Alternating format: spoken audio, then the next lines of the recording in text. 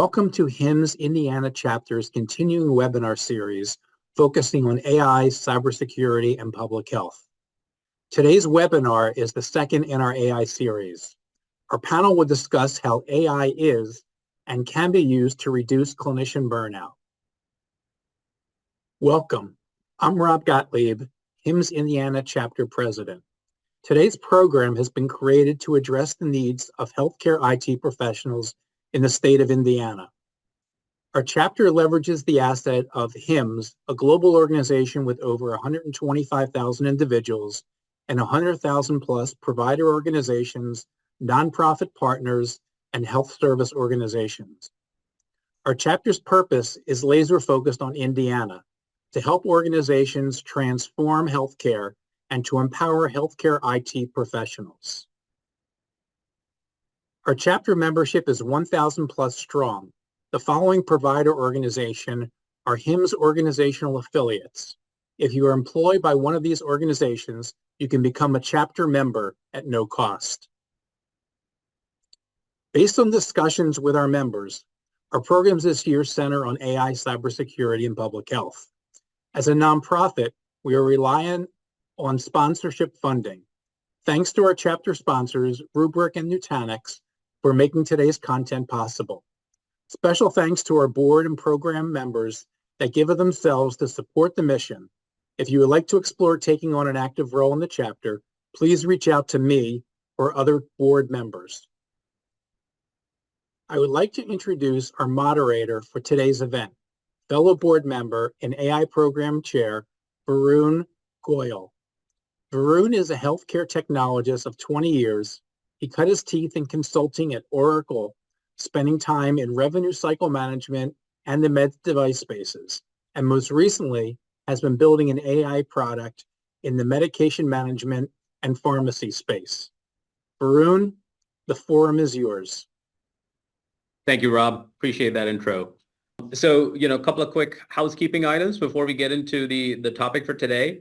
The topic obviously is physician burnout. The webinar is being recorded, and this does qualify for CE credits. And the recording, of course, will be available. We'll send it out over email as well as make it available on our HIMSS Indiana website. So hopefully everyone's audio, video is working well, and that's been tested. So getting into the topic for today, we've got two experts, physicians, with a lot of phenomenal background in AI and data and technology in general, coming at it from a health system perspective as well as from a vendor perspective. Here to share with us their insights and their experiences around physician burnout. So, but before we get into that, why is physician burnout important? We've got just over 1 million active licensed physicians in this country. They've been delivering care, and given the demand side of our healthcare system, the needs of delivery have been rising. So there's more people who are aging, there's more prevalence of chronic conditions and more, which of course driving the demand and hence the burdens on our clinicians. But the challenge also, was exacerbated by the pandemic. And as a result of, being overburdened, a lot of physicians are leaving the workforce. So we're projecting, close to 124,000 physician shortage over the next 10 years. And, a big part of why physicians are leaving the workforce is this topic of physician burnout. And hence it's important. Hence, I'm really happy that we've got Dr. Mavis and Dr. Loomis with us today to share their experiences, help us understand the problem, help us understand, how they've been able to successfully use AI to alleviate some of the burdens, both from an administrative as well as clinical perspective. Because at the end of the day, it's about, having that right job satisfaction from a physician perspective. And for the patient, it's that patient experience, all of us driving towards what's called the quadruple aim, if you will, with, good quality care, access, at the right price with the right experiences. So that's where AI has shown to be to be really promising. And from an agenda perspective, the way we'll break down the conversation today, Rob, if you want to flip to the next slide, please, is really, dive into some of the causes of physician burnout, like I said, and then, have Dr. Mabus take point from more of the administrative side of AI and some of the challenges there. And Dr. Loomis take on some of the more clinical use cases that, he's been working on. So we've got the benefit of learning from their experiences today. They've both been building, deploying AI capabilities in their respective roles.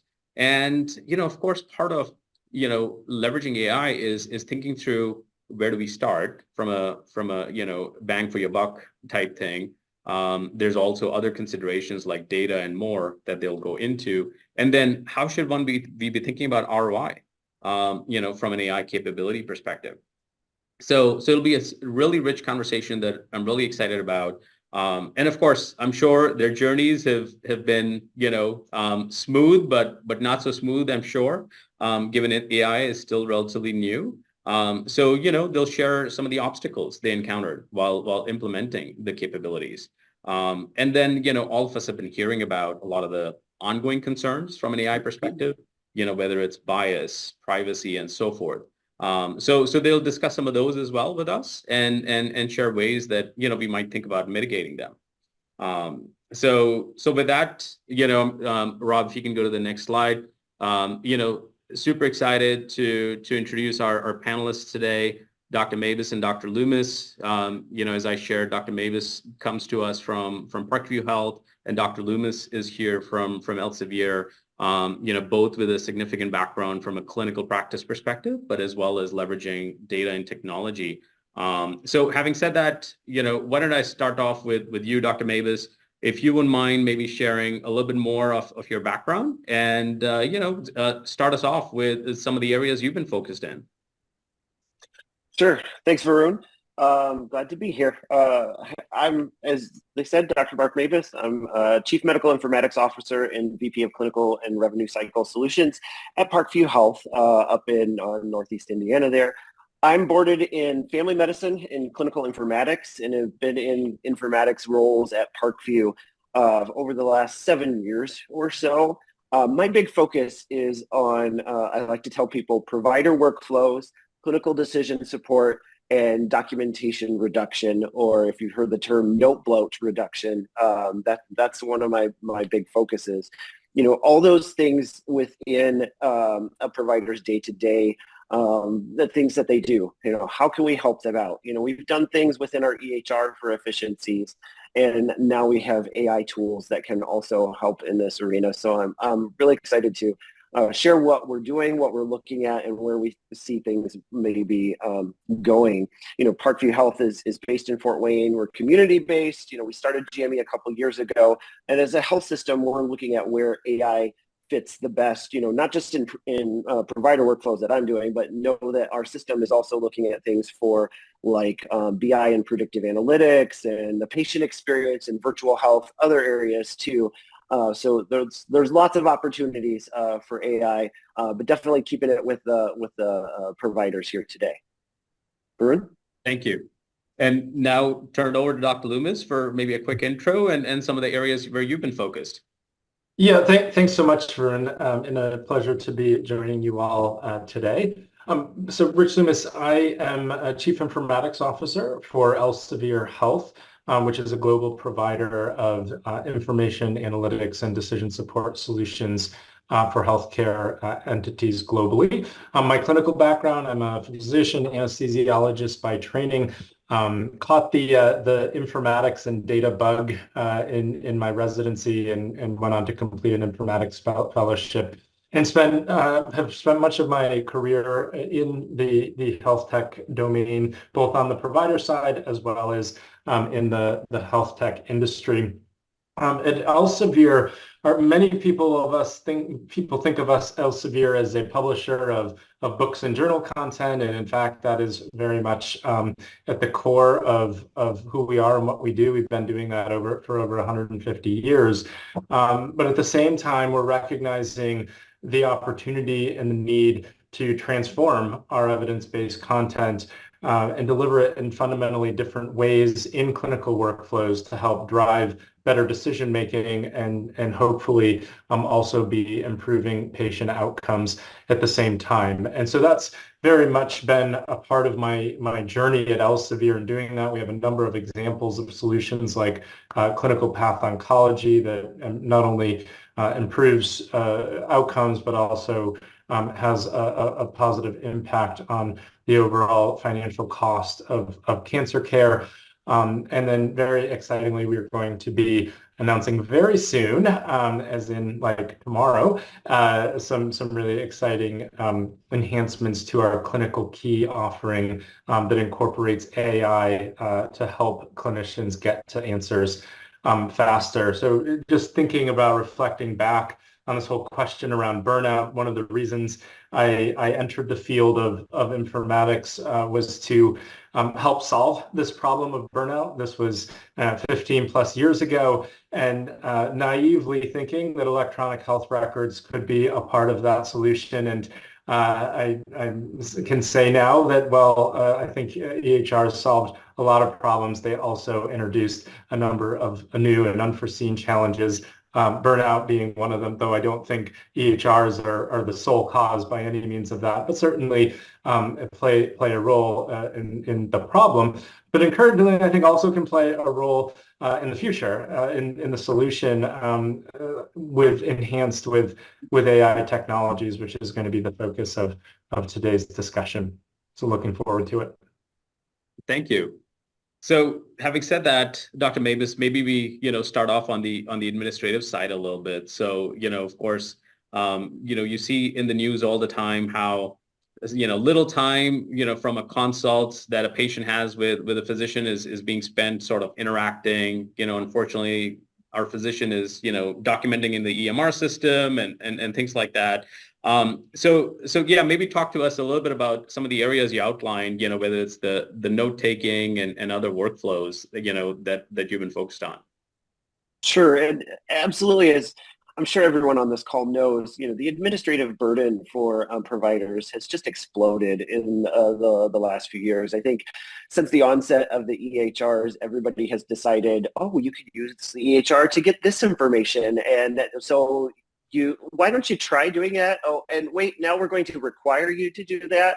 And it just keeps adding on because it's there doesn't necessarily mean you have to do something, but people are taking those opportunities. And, I'll be quite honest, providers get dumped on to do a lot of that administrative burden. So where can we leverage technology to help out in those situations? So not just generative AI, but AI of the past that just wasn't called AI, has been around in the EHRs for years, from like your rules, your risk scores, and the predictive models, and now getting into the whole generative side of things. We can go a lot further in helping our providers decrease that administrative burden. By doing so, that's why one of the reasons we think that this technology is going to help reduce burnout too. Where can we implement to make providers more efficient and to decrease that burnout opportunity? A lot of the administrative burden is non-revenue generating work.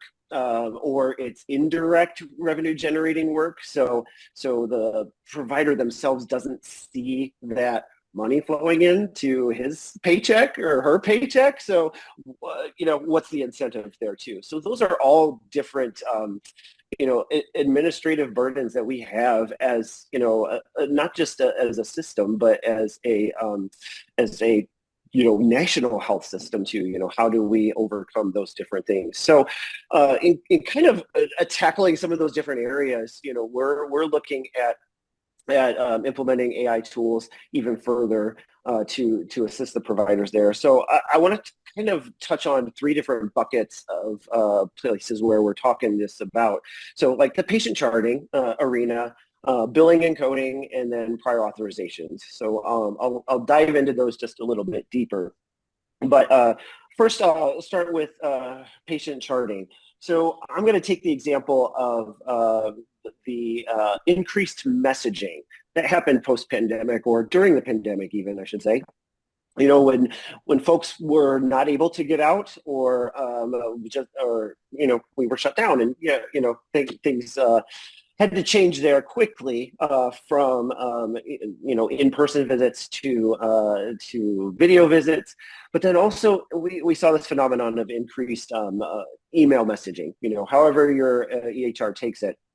It's not just telephones. Telephones got overwhelmed, so why don't we email? So one of the AI tools that we have introduced starting last November at Parkview Health is generated draft responses to patients' emailed messages. We have that live in 5 of our different departments. I looked at, what departments across Parkview Health were getting the most number of these messages and taking the most time in replying to those messages. So focusing on those 2 items, can I help those offices with this AI technology and see if it works? It has been a learning curve. These require prompt engineering skills to send that prompt off to the generative AI along with the patient message, and then generate that draft response. We take it, it's always a draft, it's always a starting point for the clinician to reply back to the patient. It's not that the AI is directly replying to a patient. No, it always has a human touch on there to make sure that what's coming back is not a hallucination or a worrisome bias or things like that you mentioned, that we'll talk a little bit about more later. But, how does that work with our workflows there? And so we've gone through these cycles of improving those prompt engineering, and keep trying to make it better. We have seen from early data that we have had a slight decrease in basket time in those offices that are live with this functionality. So baby steps. Not sure if it's for everyone in our health system or every department. We are still evaluating that, but we are making headway in that direction. Another route for patient charting is recently developed tools called ambient listening with AI. There have been some, dictation and voice vendors out there for a while who have been able to easily translate your speech into text. They went further into making sure contextually that made sense. And then also within the last year, have made some big strides in using AI to filter. This was not important patient data that was given during the encounter. This is history. This is physical exam. This is your assessment and plan. And so we're happily partnering with a third party to get this tool out to our providers as well. Basically, you can walk into a patient room, turn your device on to start listening to the conversation, do your thing with the patient, and spend less time staring at the computer and typing. And then when you're done, you stop your microphone on your device, and usually within a minute or 2, the provider's progress note is all done for them, and the provider can review it and save it off and be done with that administrative burden. I'm very excited to get that technology live for our providers. We are hopefully going to go live with that in April. And, one of the things that I'm interested in from a burnout perspective on that is, we have some prerequisites for providers that are going to use that technology. I'm also going to be doing a survey of them, like pre-implementation, and then a couple months later, post-implementation. There are some validated tools that can assess provider burnout, and I'm going to be using one of those and kind of evaluating, how does this directly affect burnout with this survey tool, in addition to the provider efficiency analytics that I already have access to, like how fast are they closing their charts or things like that. So definitely interested in getting some tangible data on the provider burnout and in association with this tool. So I'm looking forward to getting that going. In the future, we will also have from our EHR vendor some summarization options that can help providers get caught up to speed on their patients a little more quickly. If I'm in the hospital, what has happened to this patient over the last 12 hours? Here's a generated text summary, like a paragraph that I can read, so I don't have to go searching for, here's that lab result, here's that imaging result, what were the vitals then? It can all be generated there. In the ambulatory world, that might mean something like what has happened since the last visit with this patient. So it can scan our EHR and come up with one of those summaries. So excited for that technology. On the billing and coding side, we're also just getting things going there too, where AI can help us with like our CDI folks. That will be some automated queries, things that can help with hospital billing, that can say, did you mean acute on chronic, diastolic CHF versus just heart failure, simple things like that, where there have been some tools around for a little while, integrating that in line within your EHR and potentially even in real time as the provider is writing their note. I'm very excited to see AI get into that territory too, where it not only helps the provider get things done quicker, but it can actually help our billing and coding folks on their jobs too. Because, I'm focusing on provider burnout, but, there's burnout certainly in other areas of the healthcare system as well, that if you can tackle, more than one bird at a time, or you might as well. So, and then all the different things that go into prior authorizations, oh my goodness, they're the bane of most providers because the provider knows what needs to happen and insurance says, nope, you've got to document this and tell us first. So AI, it would be a great tool to help in that arena as well. Finding data that's already in an EHR. I think the speed at which prior authorizations can be handled can just be, so much better.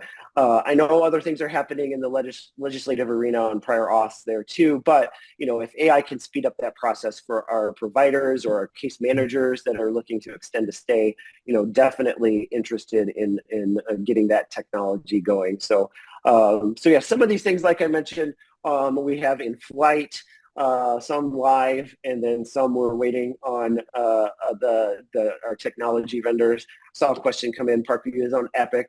We are waiting for that development to be able to move forward there too. Got it. Thank you.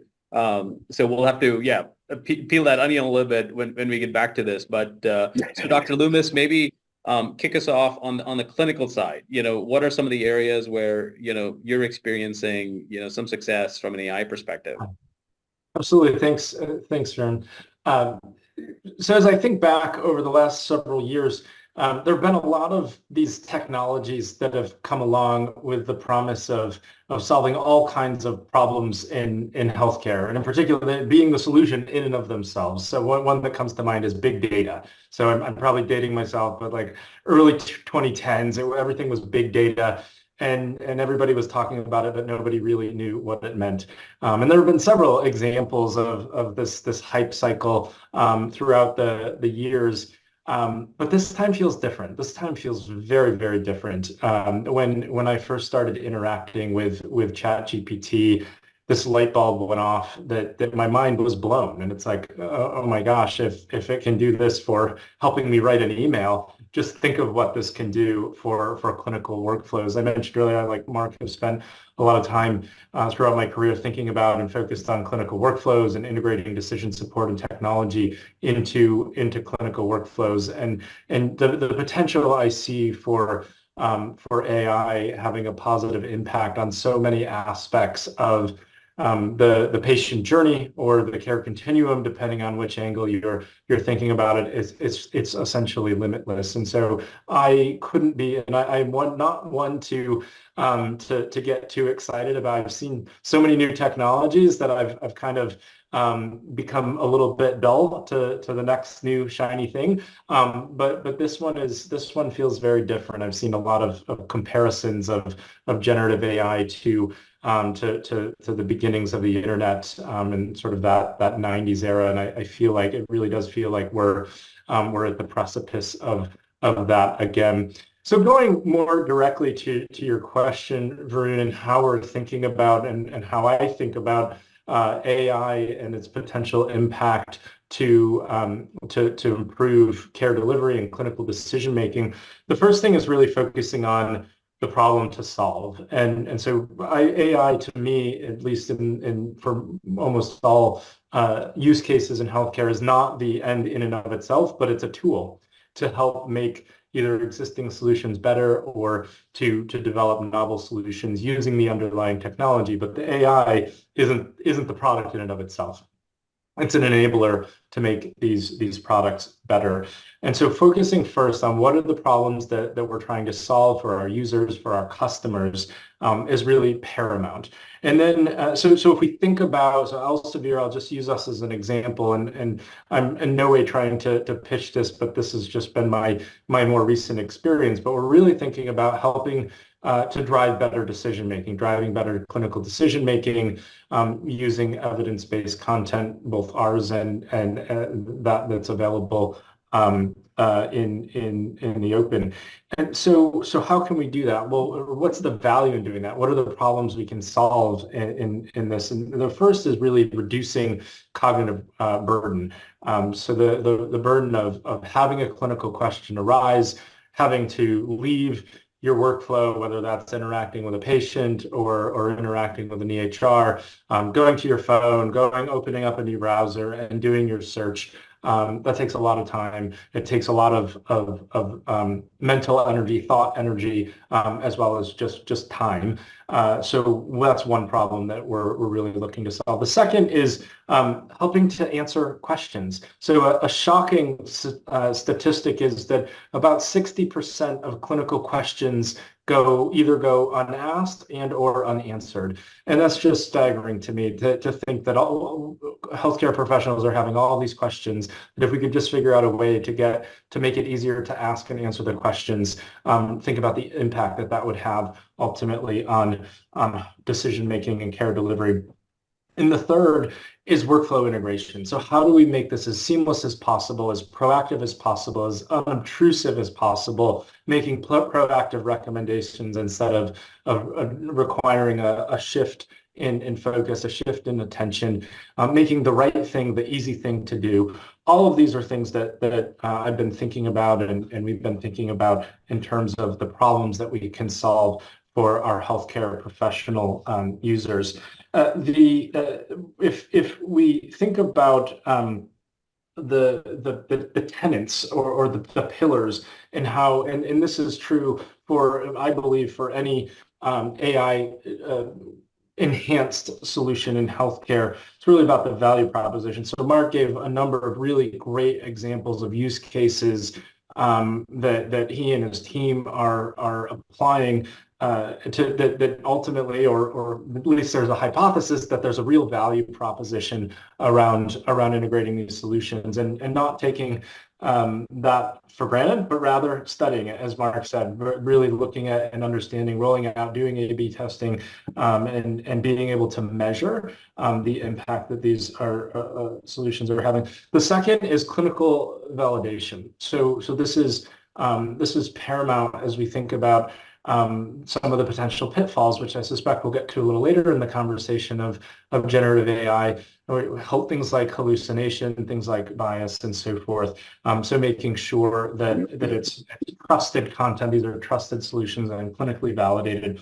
And the third is having responsible AI principles paramount. So things like thinking about preventing bias, things like explaining how a solution works and how the answers were derived, which can be really hard, I know, with AI, but at the same time, providing as much transparency as possible around solutions. And it's not just a black box, but actually giving some insight into how it works. And also, certainly in healthcare, as in other industries, respecting privacy of patients and users is paramount. So I think having those guiding principles of responsible AI is critical to any entity working with AI in healthcare, whether it's more on the industry side or more on the healthcare delivery side.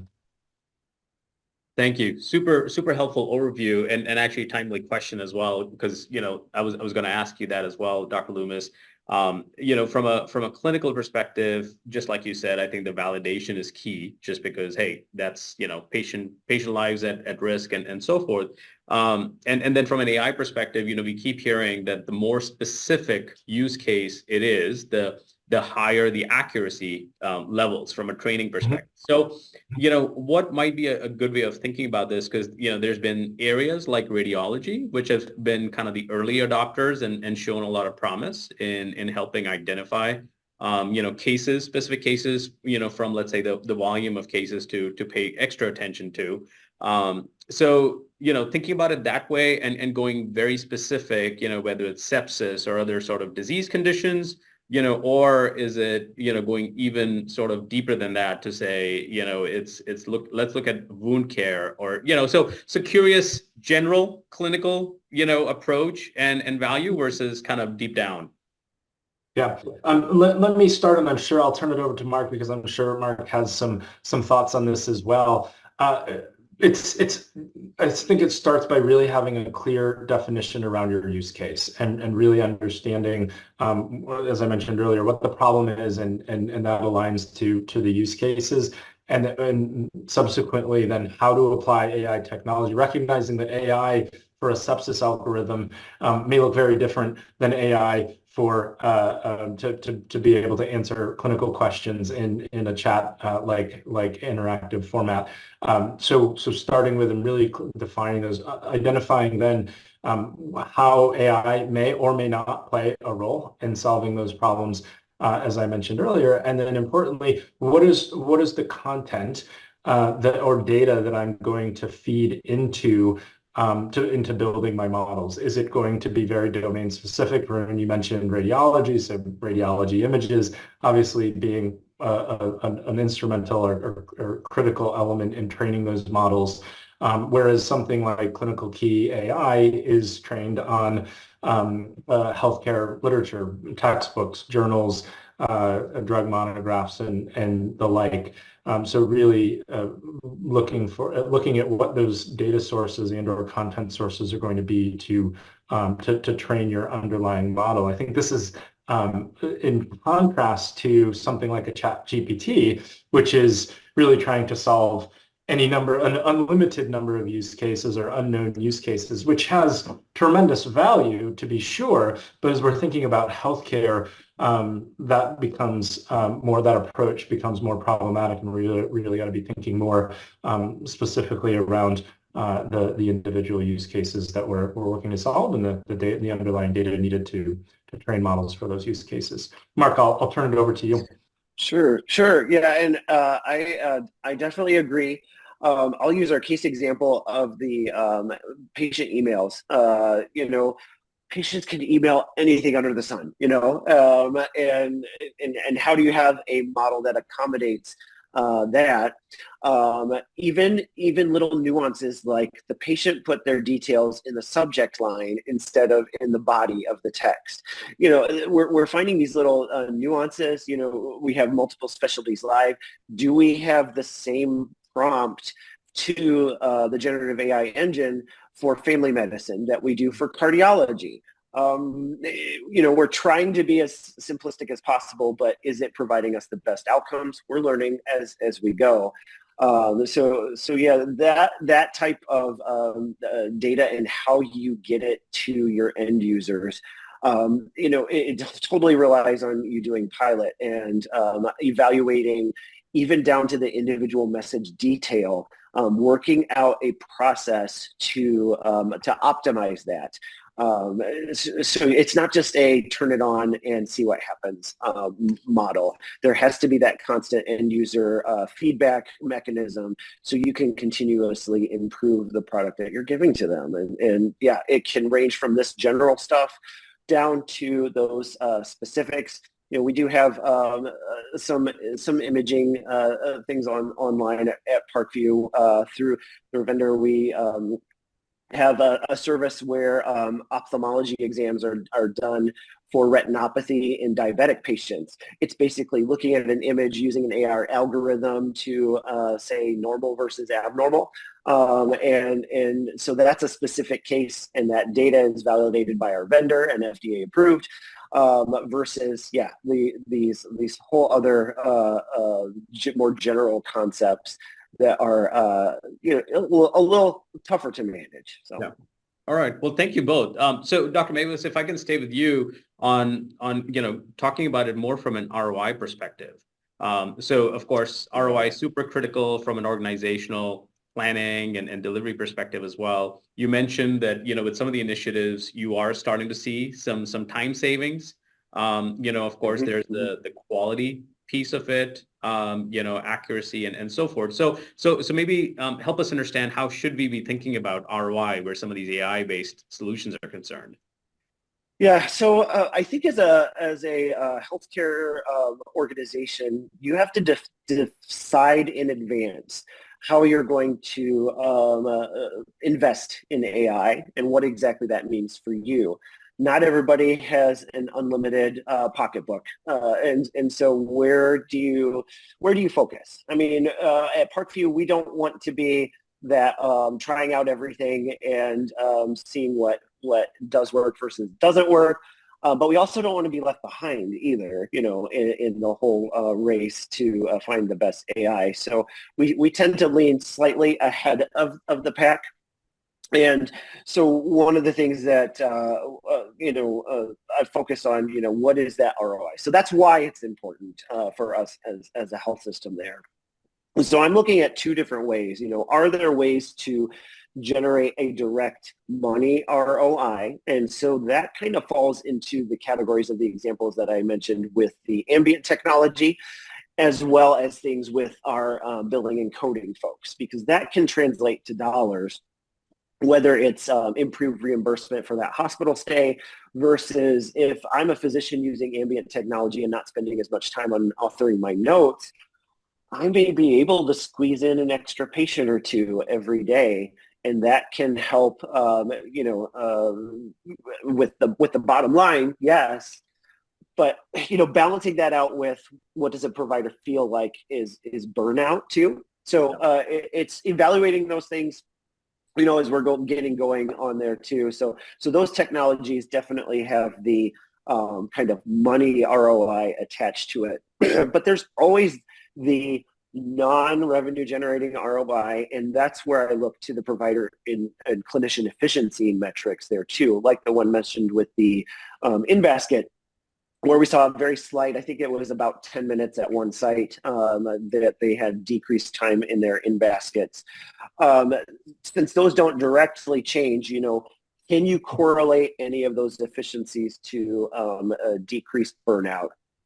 Again, why I want to monitor some things with some of our technologies that we roll out. But anything efficiency-wise, we do have access to provider analytics through our Epic EHR, looking at time and notes, time and in-basket, time and chart review.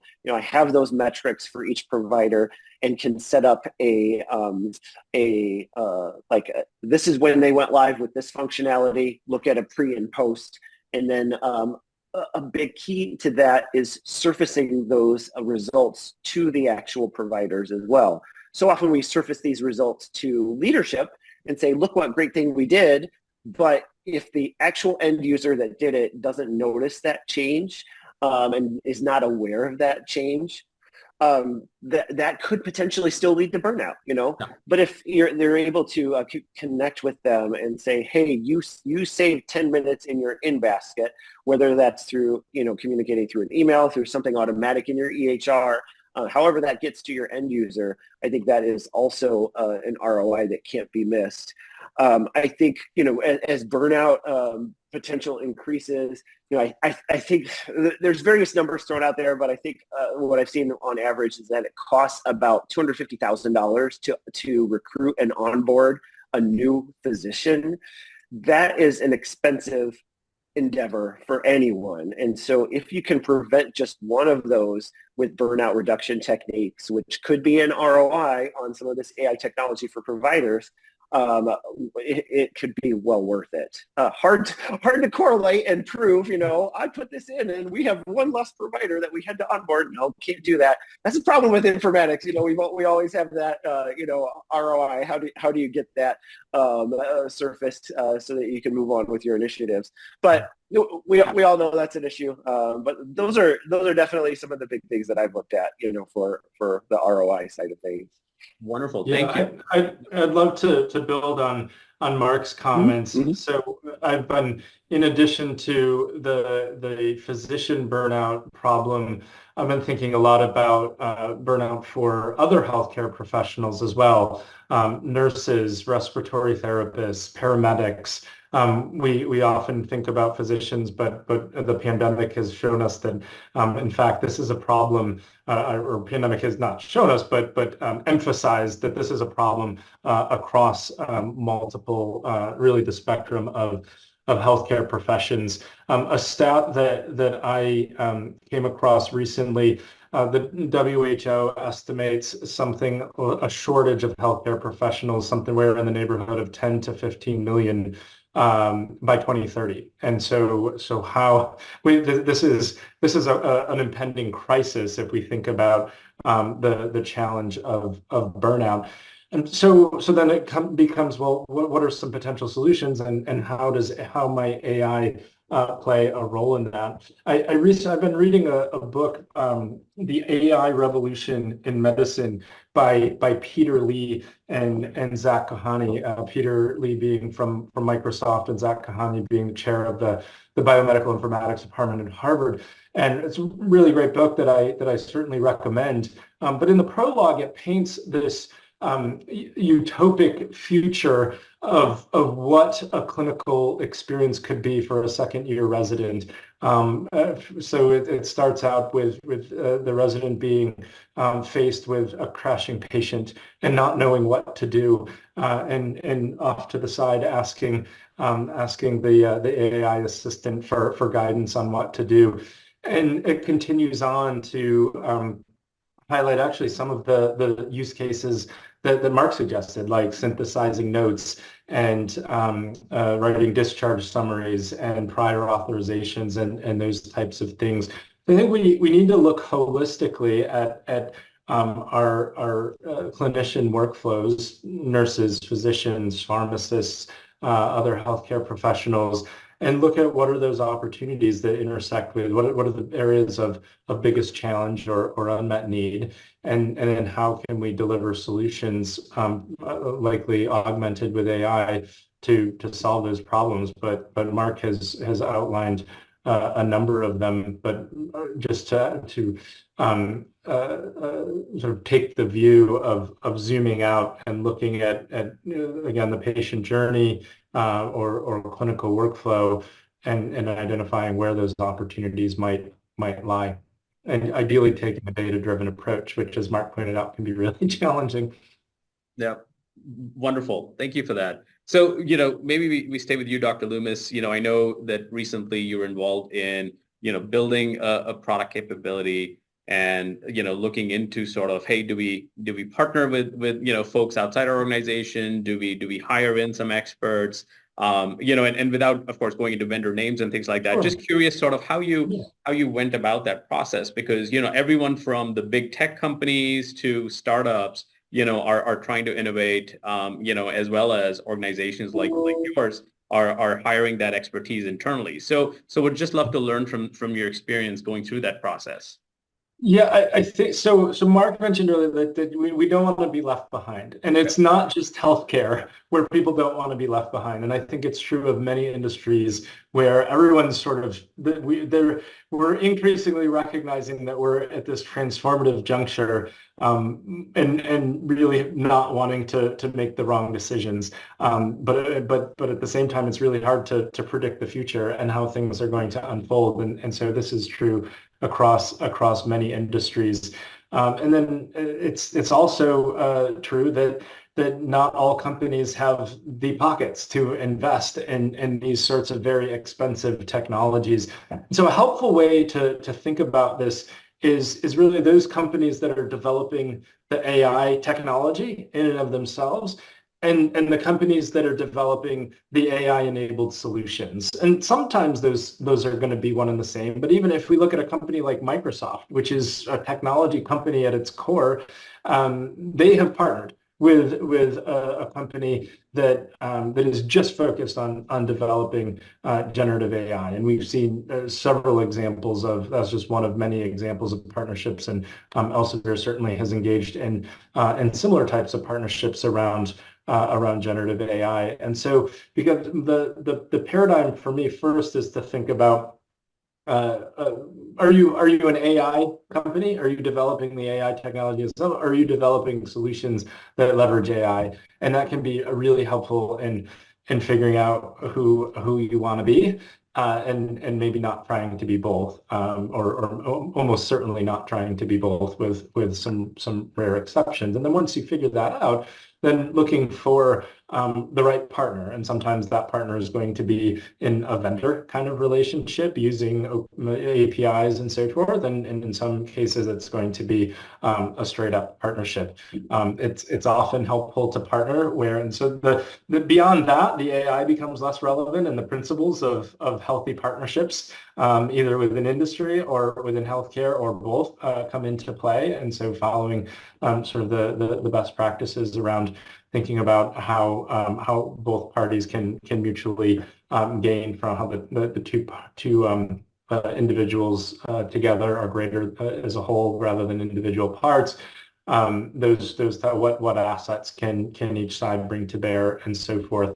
And so I think this is true for those in industry who are developing AI-enabled solutions, but it's also true for healthcare systems that may in some cases be developing these solutions internally. I have no doubt that we're going to see a lot of really great solutions that are developed by healthcare delivery systems or various development arms of those entities, and subsequently spun out and made available to the broader sector.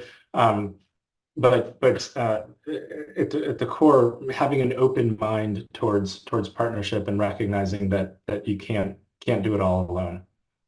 Got it. Very well said. Dr. Mabus, maybe if you want to build on that, but also talk to us a little bit about sort of your own journey in implementing some of these solutions. I mean, it sounds like, there's been, multidisciplinary team involved, so maybe touch on that as well, sort of from that prompt engineering that you mentioned, to others. Yeah, I think our IS analysts are, we're going to have either a subcategory for them in prompt engineering, or we need, college graduates to be trained, in prompt engineering. But like you said, this is just like the early days of the internet. We're in that starting phase, and this will come. There is a learning curve to the prompt engineering. So right now it's a limited team for that. I've got an informatics specialist. I've got an IS analyst who took a little extra classes in prompt engineering. And we're working with health systems across the country that are also on Epic and have implemented this technology. It's been nice to be able to share the different prompts across health systems, so we can just make each other, better there as well. So right now, smaller team, building some of these things. As far as operationalizing, that's a different story, and it kind of gets into some of the obstacles in implementing AI, since it is new. There are vast concerns from compliance and legal. There's not regulation of this technology. Everybody likes to make fun of the fact that AI has asked for regulation, which is interesting in its own set. But yeah, so it's got our legal and compliance folks a little bit, nervous about the technology, especially with things like bias and hallucinations. And a lot of that is education. A lot of the vendors have their own legal departments and have, a head up on all of these things. So coordinating your team that you have at your organization with your vendor team, and maybe it has to be, lawyer to lawyer conversations. But we have hooked up those where they need to happen to be able to move things forward. There are definitely some that are go with this, and others who barely want to get their feet in the water. So we definitely have had those conversations. We do have an AI governance committee that actually meets this afternoon at Parkview. And it is folks that are leaders within their sections. I had mentioned early on that we have things in BI and predictive analytics and virtual health and patient experience. So key team members from those areas, from our legal and compliance folks, or CIO, and then also our chief strategy officer too. You have to have a strategy for AI and how you're using it in your organization. And so folks that do look at strategy, typically from a, how does my company grow perspective, may need to be brought up to speed from your technology folks on where can we grow with our technology too. Having that core team being able to direct your strategic implementations and areas of interest are also key to getting things moving in the right direction at the speed that you want it to as well. So I know I kind of took that into a little direction there, but I think that's important information for folks to hear, that it's a team effort. You have to have everybody on the same page, get people together earlier than later. Some typical things that as informaticists and change management experts we're kind of used to doing. Got it. Thank you. Dr. Loomis, anything from your experience? Yeah, just to build on that, I think having an eye towards the rapidly evolving regulatory environment, and so this is true in the U.S. and regions across the globe. And India, the requirements for what is considered a medical device look very different than in the U.S. right now. In fact, decision support pathways in India are considered a medical device. They're not in the U.S. And so what I think we're going to see as these AI enabled solutions start to be actually applied in clinical settings is there will be some headline making issues that arise, and we're going to see some reaction, hopefully not overreaction, but a reaction to some of because of the pace at which change is happening. The regulation is going to need to catch up. But what I would encourage the folks on this call to do is just keep an eye on the rapidly evolving regulatory environment, what's considered a regulated medical device, what's not, and know that the definition today could look very different in a very short period of time. Got it. Thank you so much. Well, and we're running out of time here, so would love to get any last thoughts, anything we've not maybe talked about, or any closing comments. Dr. Mavis, if you want to maybe take it first. Yeah, I know we were going to talk about security, privacy, bias, and things along those lines. I'll just point out that if I put a query into ChatGPT, it'll give me back a prose answer. I think that's not good enough for healthcare because that's where hallucinations and bias can occur. If there's ways to get your response back to your end user that has like maybe citations or footnotes, where did this data come from? I think that goes a long way into instilling trust in your AI solution there too. Medical models, we have to hold them to a higher standard than things that like ChatGPT can do. So I'm definitely looking forward to where the next few years are this technology is going.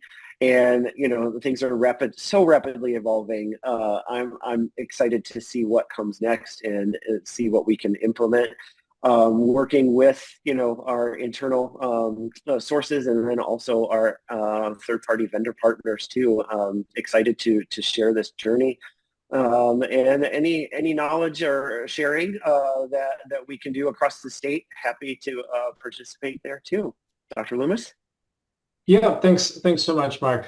I'll just leave it. This conversation reminds me of a discussion I had with one of my team members who is a nurse informatics leader, and we were talking about some of the unintended consequences of the technology over the last several years. We started out talking a little bit about that today. I'll wrap us up with that as well. So if we think about EHRs, if we think about app-enabled tools, in baskets that Mark talked a bit about, they've all had unintended consequences. But if we think about how those technologies and tools were developed and introduced, it wasn't necessarily with the clinician in mind. It wasn't having the clinician first. And as a result of that, there were these unintended consequences that really likely contributed to this huge burnout problem that we have now. So I leave us with all of us remembering to keep the clinician front and center and not getting lost in the technology, not getting lost in the shiny objects, the AI buzz, but rather keeping focus on on the end user, on the clinicians and their patients. And that if we keep that as our North Star, hopefully we'll be able to avoid a lot of those pitfalls that we made the last time around. Very nice. Thank you so much, guys. Fantastic close. Loved the conversation. Thank you again for participating and sharing your expertise. Rob, if you want to close us out here, thank you. Awesome. Thank you, Varun. And thank you, Dr. Mavis and Dr. Loomis. Great conversation. We could probably talk for hours. Maybe there's an opportunity to generate a couple blogs that we can send out to our members. For those of you who might have missed the cybersecurity webinar that occurred last week, feel free to access it on demand on the HIMSS Indiana website. We do have two events that are coming up. First, if you are attending HIMSS in Orlando, we are having a lunch on the 12th of March. Feel free to visit our website and to register for that event. Our next webinar is in 3 weeks. It will be our first webinar in the public health series. We're excited to and privileged to have assembled a nationally recognized panel that will explore the future of digital health in the public health space, overcoming digital literacy hurdles, and democratization of digital healthcare advances. Join us from the comfort of your favorite location. Visit our website to join us for that event. In closing, thank you again to our moderator, our panel, our chapter sponsors. Most importantly, thank you for joining us today. Please reach out to us with your feedback, suggestions for future events, and thoughts about how we can better engage you and your organization. We're always looking for ways to help healthcare professionals achieve their professional goals. Reach out to us on our website or at the contact information provided on this screen. Thank you again for joining us and have an awesome day.